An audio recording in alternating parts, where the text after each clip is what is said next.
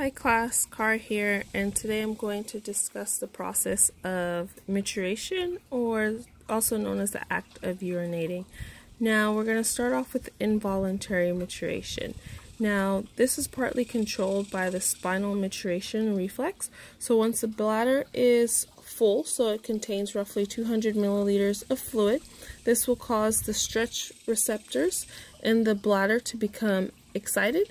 It then sends a signal to the spinal cord, specifically the sacral spinal cord.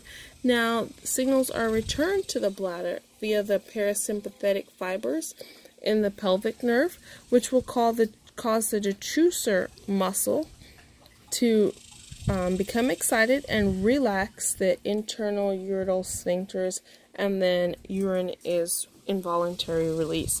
Now, this process is common for individuals with spinal cord injuries or very young children that are being potty trained. Now, the second process would be voluntary control. Now, again, we'll start with a full bladder, and then the stretch receptors become excited, but this time a signal is sent to the pons. So you can see that as step 5. Now, the pons then integrates the information utilizing other brain centers such as the oblongata and the cerebrum.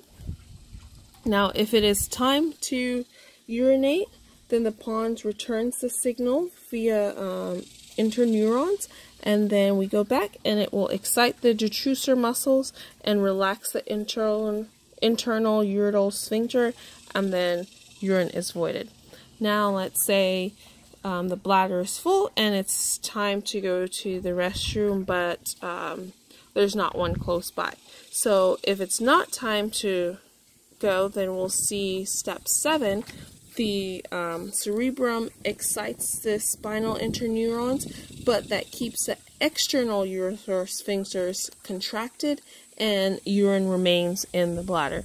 Now, once you get to a restroom and it's time to go, the cerebrum inhibits the sacral neurons that keep the external sphincter closed.